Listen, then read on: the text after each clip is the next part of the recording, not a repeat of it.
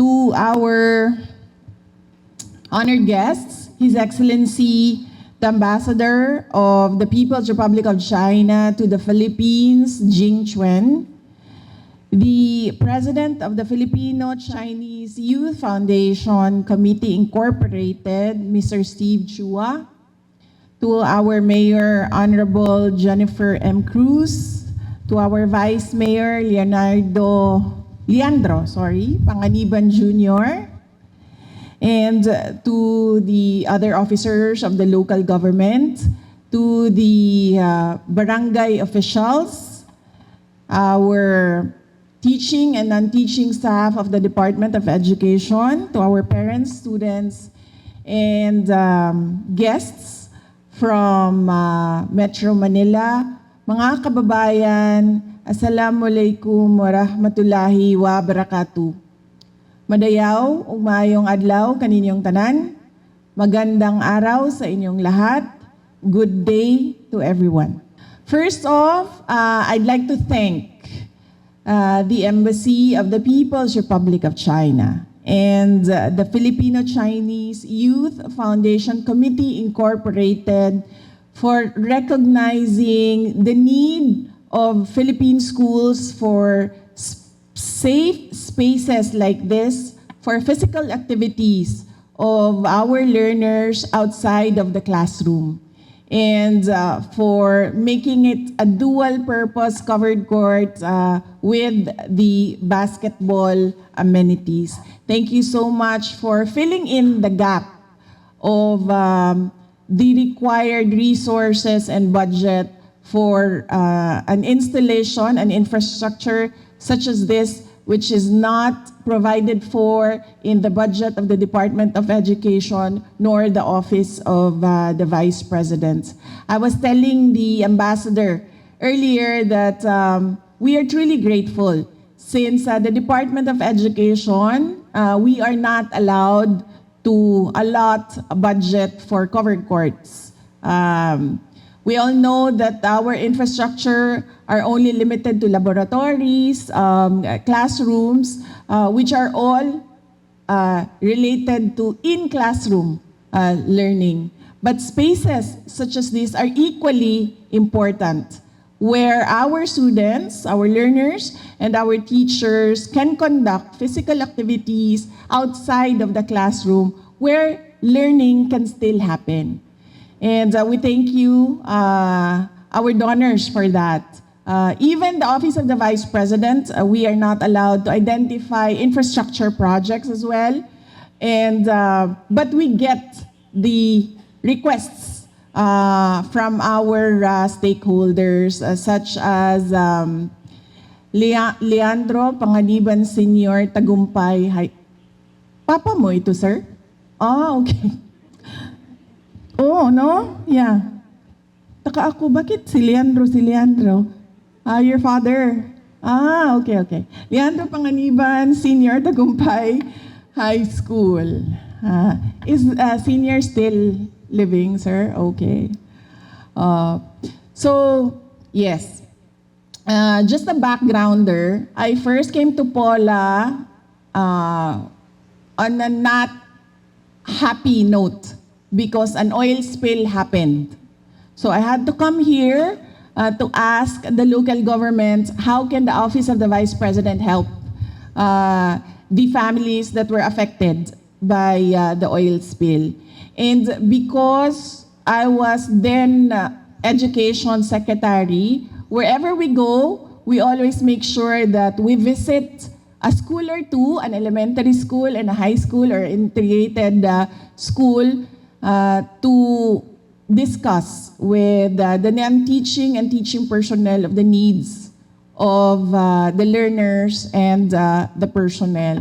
So we chose this school to visit after we went and empathized with the victims of the oil spill. We chose this school to visit, and we were able to talk to our school head then, Christopher Liave, and now our school principal. Congratulations, sir.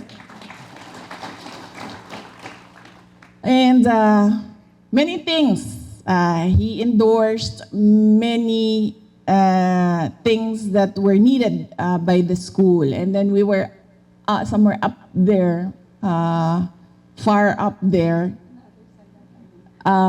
He was pointing to this area. We didn't go down to this area, and I wasn't really, I had no intent to go down in this area because I knew then at the time that I could not give him his request because there was no source of fund. I cannot get it from the Department of Education. I cannot get it from the Office of the Vice President. I do not know if my memory serves me right, but maybe I answered with, "Ang Diyos na ang bahala dyan, sir. Let's see. God will provide." That's usually my answer if I know that I cannot give the request. And true enough, there was a partnership with the Office of the Vice President and the Embassy of the People's Republic of China and the Filipino-Chinese Youth Foundation Committee Incorporated. And it filled in the gap. And I remembered Mr. Liave pointing to crumbling structure in this area. He told me that it's an unfinished, at the time, he told me that I wanted a space for children to play, for the learners to play. I wanted for a space where we can conduct our activities, but unfortunately, we do not have that space. And he pointed to a crumbling, partially constructed court. I think just one panel of this. And then I said, whose budget is that? And asked them to finish that structure. I was telling him that just so I can go through the conversation without promising anything, especially at the time that I knew I cannot deliver the request. And so I remembered in Paula, there was this school head who asked for a covered court. And we endorsed your school as one of the recipients, and we are happy that you were approved as one of the recipients for the project. And here we are now, accepting the donation,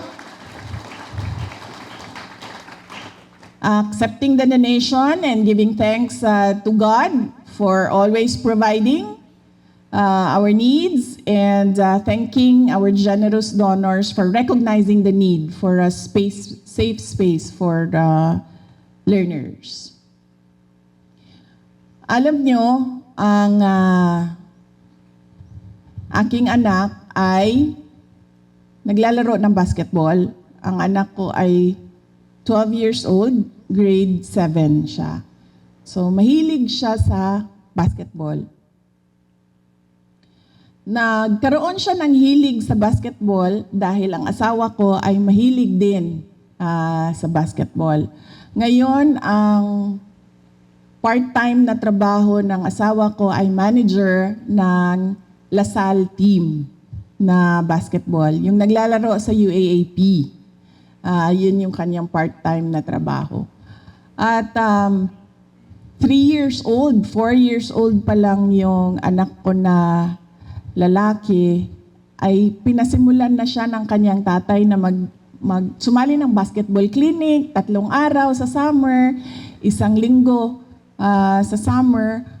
Tapos naglalaro sila sa computer ng basketball, nanonood sila ng NBA, nanonood sila ng Philippine Games, nanonood sila ng UAAP, at doon siya nagkaroon ng interest sa basketball, yung aking anak.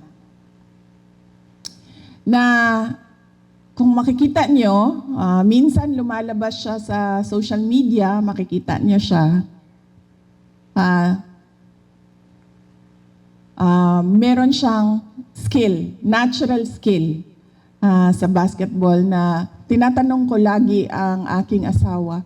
Sabi ko, alam mo ikaw, hindi ka marunong at magaling mag-basketball. Nagtataka lang talaga ako, paano ka nagkaroon ng anak na magaling mag-basketball. Kasi alam nyo, yung asawa ko, gustong-gusto talaga niya maglaro ng basketball, pero yung basketball talaga ayaw na ayaw siya. Isang beses, bago lang, sasabihin ko sa inyo, ito nangyari, ito totoo. Umuwi siya sa bahay, ang laki nung black eye niya.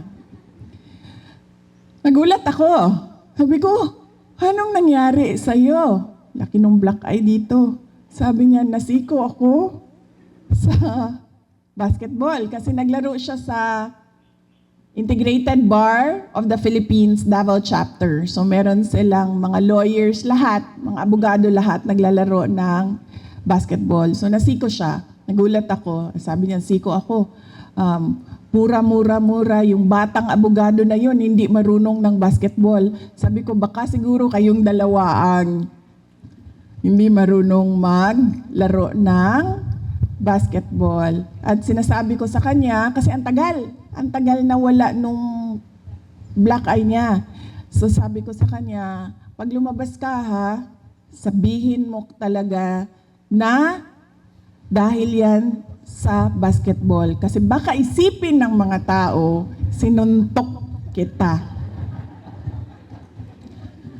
So, sabi ko sa kanya, yan ang mga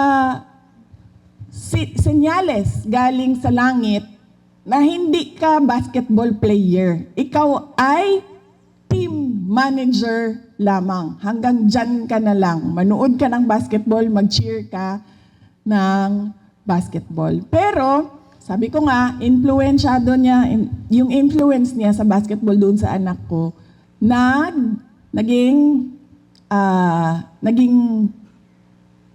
passion, interest ng anak ko yung basketball. So itong anak ko, ang problema sa kanya ay pag nagtitraining, meron siyang training, inaano siya ng tatay niya, nandyan na yung trainer mo, nandyan na yung coach mo, mag-training ka na. Hindi ko alam, siguro ang coach ay anak ito ni Inday Sara. So pag sinabi ng bata na ayaw ko na, tumitigil yung training. Tumitigil yung coach. So sabi ko sa kanya, hindi ganyan ang training. Hindi ganyan ang paglalaro ng basketball na pag sinabi mo, ayaw ko na, ay titigil na ang lahat. So sabi ko sa kanya, sayang yung interest mo na matuto kung titigil lang ka lang din. So sabi ko sa kanya, ngayong summer darating, hanap tayo ng magti-train sa'yo na sa ibang lugar. Hindi kung saan ikaw ang nasusunod. Doon tayo sa kung saan yung trainer at yung coach mo ang nasusunod. So naghahanap ako sa internet, nagre-research ako. Dami ko nang natutunan sa basketball, no? Kahit ako, pwede na siguro akong maglaro ng basketball. Imagine nyo, sa sobrang kakahanap ko ng mga basketball training program, nalaman ko na kapag pala ikaw ay mag-shoot, yung siko ay hindi dapat bumaba dito sa baba ng iyong bewang. Pero kailangan mo din ibaba yung tuhod. At merong point na dito sa taas na kailangan mo na bitawan ang bola kasi pag hindi mo siya binitawan dito sa height na ito ay hindi na talaga siya masushoot mo. Meron na akong mag-antay ka, Mayor, gagawa na ako ng team.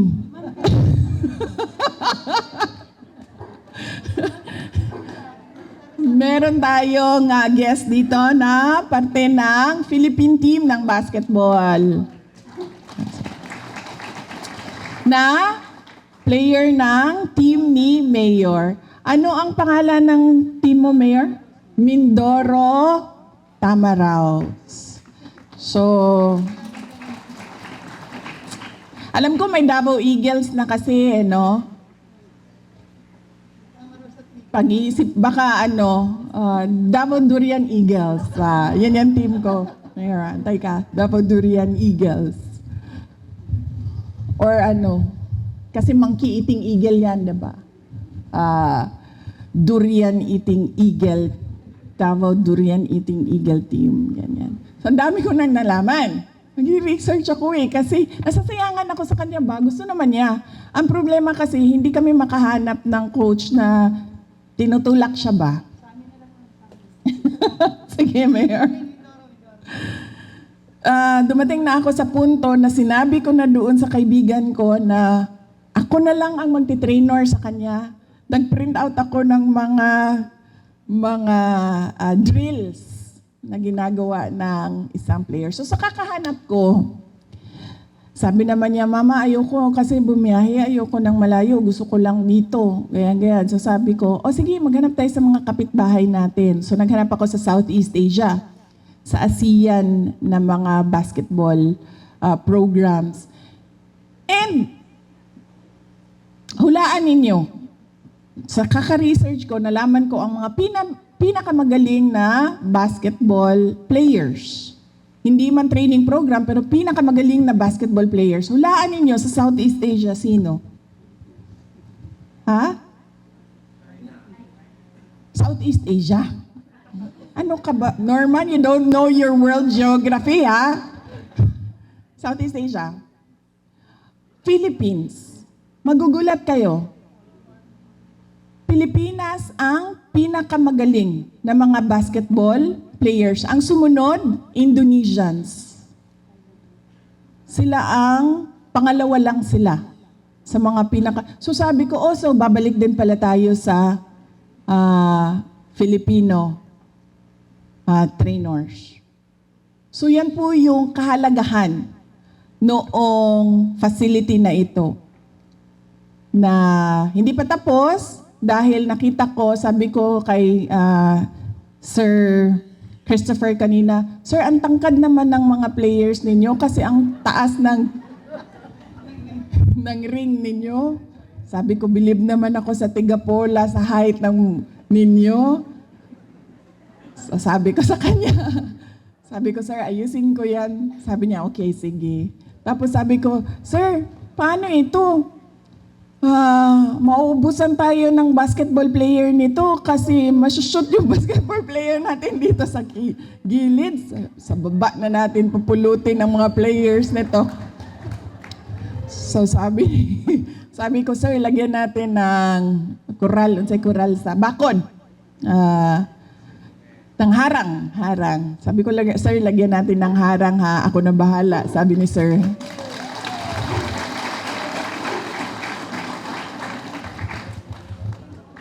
Diba? Kasi hindi tayo makapaglaro ng maayos nito kasi titigil ka dyan kasi matatakot ka mahulog. Tapos kung sobrang gigil naman yung bata, doon na talaga sa baba pupulutin yung bata. So, iyon ang sinasabi ko. I'm stressing the importance of spaces like this for our learners. Kasi this is where dreams will be made. Dito yon magsisimula. Yung anak ko, wala man siyang pangarap na maglaro ng basketball, pero inano siya ng tatay niya.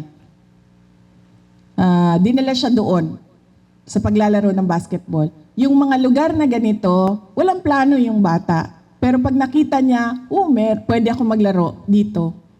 At natuto niyang mahalin yung laro. Mangangarap na siya ng mas mataas pa sa kung ano yung nakikita niya sa kanyang komunidad.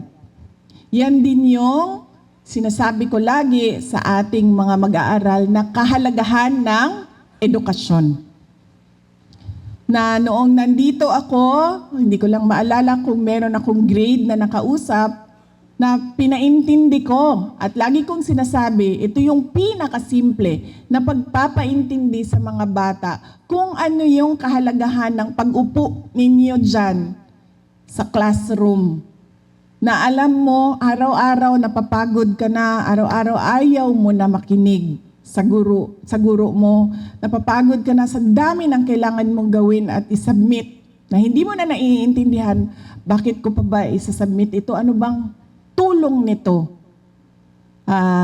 sa buhay ko na pinasimpleng formula kung bakit kailangan pumasok dyan sa loob ng paaralan. Dahil laging sinasabi sa atin ng mga magulang natin, diba? Kailangan mag-aral ng mabuti para mga mag-aaral para ano daw? Ang buhay ay bumuti. Pero, paano bumubuti ang buhay kung ikaw ay nag-aral ng maayos? Diba? Nag-aral ka ng maayos, bubuti ang buhay mo. Pero paano nangyayari yon? Pag nag-aral ka ng maayos, ikaw ay nagtatapos ng pag-aaral. Nagtatapos ka ng pag-aaral kasi naging masipag ka. At kapag ikaw ay nagtapos ng pag-aaral, ano nangyayari sa'yo? Nagkakaroon ng trabaho. Kasi ano bang kailangan natin sa trabaho? Yung kapitbahay namin, di naman nagtrabaho, di naman siya namatay. So anong kahalagahan ng trabaho sa buhay natin? Trabaho, negosyo, pangkabuhayan. Anong kahalagahan nun? Kapag may trabaho, merong pera. Kaya bumubuti ang buhay. At kailangan din maintindihan ng mga bata na magkaiba yung trabaho ng natapos lang ng grade 3. At iba yung trabaho ng nakapagtapos ng isang kurso o propesyon. Kasi kapag ikaw ay nagtapos lang ng grade 3, ang nalalaman mo ay hindi kasing taas nung ikaw ay nakapagtapos ng pagiging guro or pagiging nurse or pagiging engineer. Yung trabaho din na kukuha mo kung ano-ano lang na nasa tabi-tabi. Minsan, merong trabaho, minsan walang trabaho. Pero kapag ikaw ay nakapagtapos ng propesyon, tulad ng sabihin natin nurse, mag-a-apply ka sa hospital o kung saan man merong pangangailangan ng isang nurse. At yun nagbibigay sa iyo ng seguridad ng trabaho at seguridad ng pera o sweldo. At yun ang nagpapaganda ng buhay.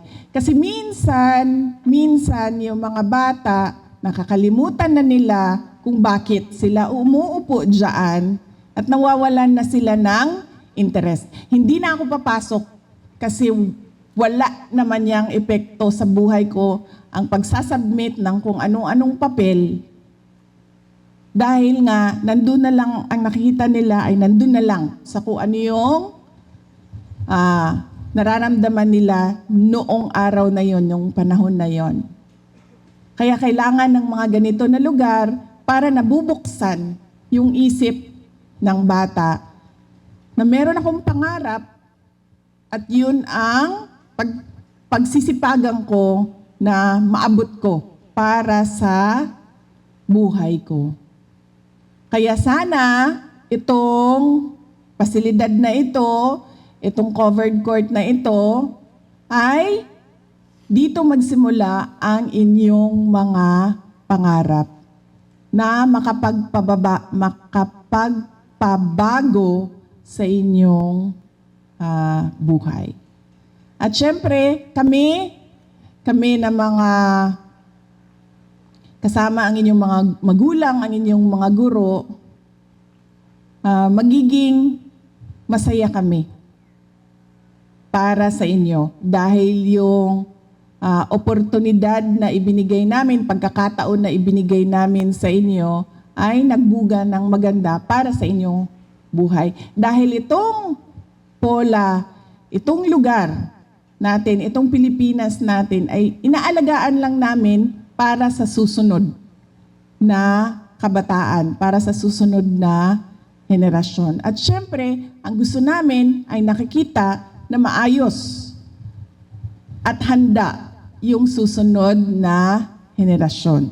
Kaya din, sa dami-dami ng covered court na ibinigay ng ating mga donors sa buong Pilipinas, ay pinili ko lang ang mga lugar na sa tingin ko, pinili ko lang na pumunta sa turnover sa mga lugar na sa tingin ko ay kailangan ko ulitin ang mensahe sa mga kabataan ng pagkakaroon ng pangarap at pagtatapos ng pag-aaral.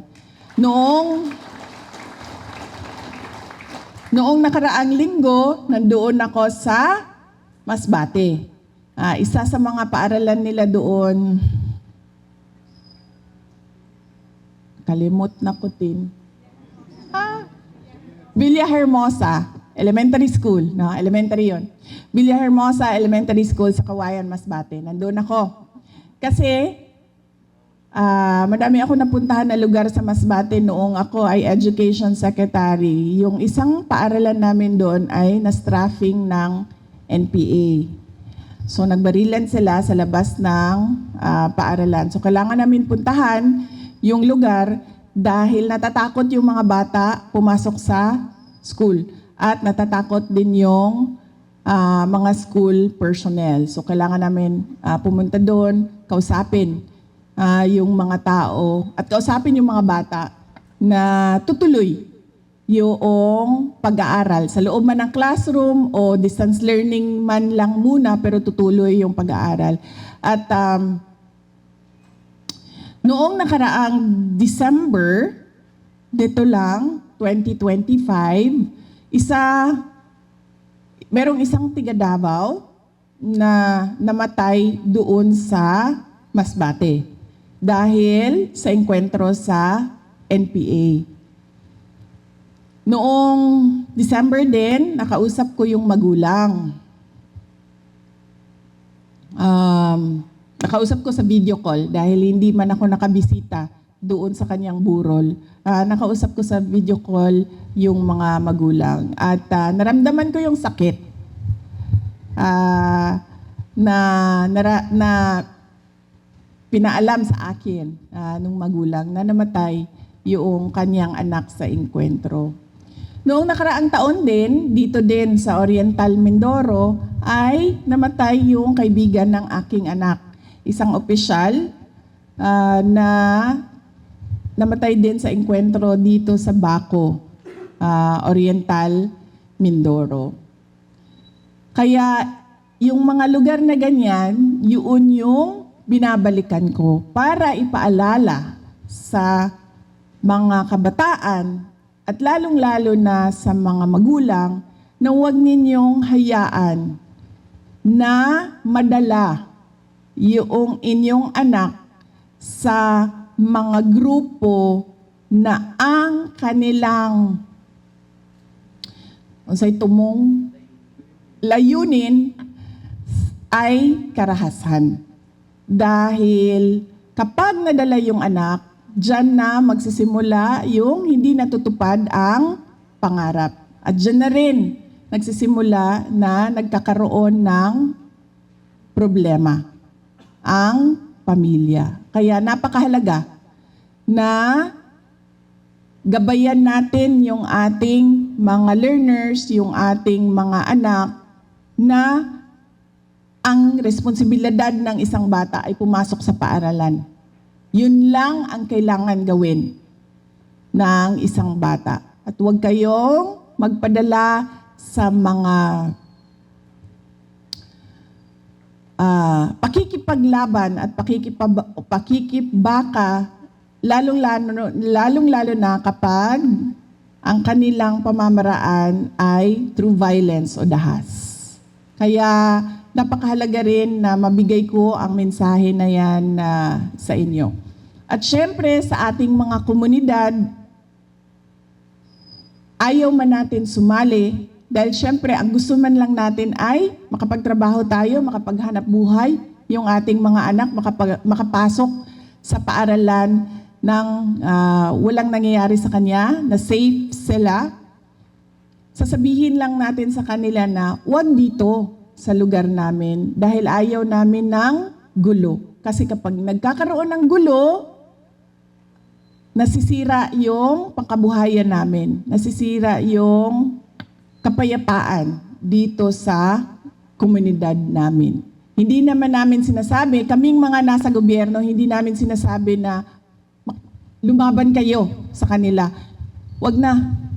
Hindi naman kayo kasali. Sasabihin nyo lang, wag dito sa lugar namin dahil magkakaroon ng gulo. Mawawala yung kapayapaan. Masisira yung pag-aaral ng mga bata. Ganun lang ka-simple. Ang kailangan nating sabihin sa mga grupo na yun nga, ang sinasabi ko, dahas yung pamamaraan nila sa pakikipaglaban nila sa kanilang kausa. Unsay kausa sa Tagalog? Paniniwala. Ayun. Yun ang dahilan kung bakit bumalik ako dito sa Mindoro. Madami kaming mga in-endorse na mga covered courts, pero binalikan ko yung mga kailangan ko ulitin, yung mensahe ng kapayapaan at kaunlaran. Dahil ang aking experience noong ako ay mayor ng Davao City, hindi talaga magkakaroon ng kaunlaran kung hindi mauuna yung kapayapaan. Hindi talaga magkakaroon ng kaunlaran kung hindi mauna yung pagkakaintindihan.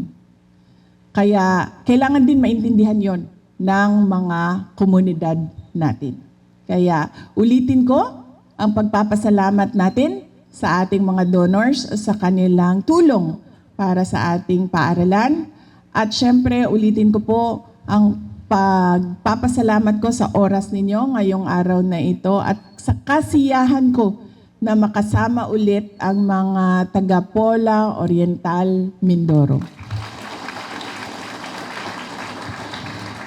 Mga kababayan, ang lahat ng ating ginagawa ay para sa Diyos, sa bayan, at sa bawat pamilyang Pilipino. Syukran.